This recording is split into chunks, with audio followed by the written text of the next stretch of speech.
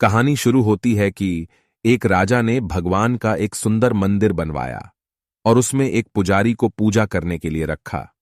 काफी समय बीत गया, राजा की भी उम्र हो गई थी और पुजारी की भी उम्र हो चली थी। लेकिन राजा का एक नियम था कि वो हर सुबह अपने सैनिक के साथ एक फूलों की माला भिजवाया करता था और उस माला को पुजारी जी भगवान श्री कृष्ण को चढ़ाया करते थे।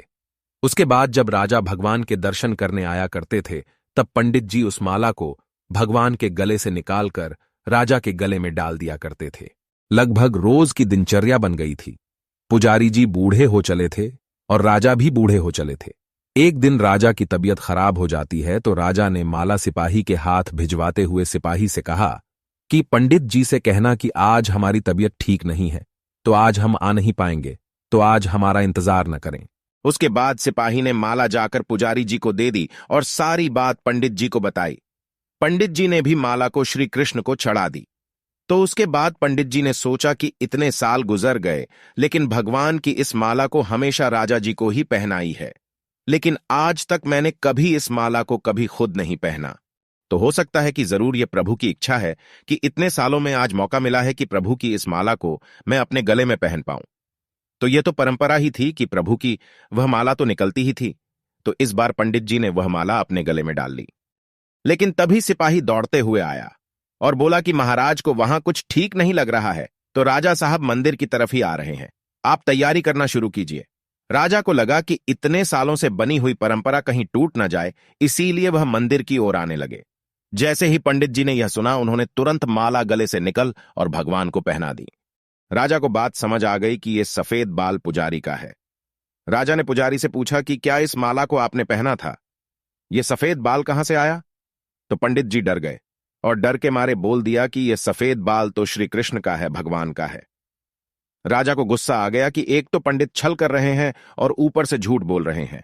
राजा ने थोड़ा गुस्से में आकर पूछा कि कृष्ण जी के कब से सफेद बाल हो गए? ठीक है, कोई नहीं, मैं कल श्रृंगार के समय आऊंगा, तब देखूंगा कि श्री कृष्ण के बाल सफेद हैं या नहीं। और याद रखना पंडित, अगर बाल काले निकले, सफेद नहीं निकले, तो कल के कल आपको इस छल के लिए मृत्यु दंड दिया जाएगा। और राजा गुस्से में तमतमाते हुए वह से चले गए। और इधर पंडित जी को अपनी मृत्यु नजर आने लगी थी। वो श्री कृष्ण के आगे दंडवत कर लेट गए और बोले कि प्रभु मुझे क्षमा कर दीजिए, मैं लोभ में आ गया था, मुझे लगा यह माला मुझे भी पहननी चाहिए, मुझे बचा लीजिए प्रभु, नहीं तो कल राजा के हाथों मेरी मौत निश्चित है। पंडित पूरी रात भगवान से विनती करते रहे, रोते रहे, प्रार्थना करते रहे कि प्रभु मुझे बचा लीजिए। अगली सुबह राजा श्रृंगार के समय पहुंचा और पहुंचने के बाद राजा ने पंडित से कहा कि पंडित जी मुकुट उतारिए, मुझे बिहारी जी के केश देखने हैं। पंडित जी ने डरते डरते मुकुट उतरा और जैसे ही मुकुट उतरा, राजा चौंक गया। श्री कृष्ण की मूर्ति के बाल सफेद थे। कहीं इसने अपने जान बचाने के लिए बाल रंगवा तो नहीं दिए? तो बाल की जांच करने के लिए वो बाल तोड़ने लगे और जैसे ही राजा ने बाल तोड़े, मूर्ति में से खून बहने लगा। राजा यह देखकर भगवान के चरणों में गिर गए, क्षमा मांगने लगे कि क्षमा कर दो भगवान, मुझसे बहुत बड़ा पाप हो गया, मैं शक में इतना अंधा हो गया कि मैं सही गलत भी भूल गया।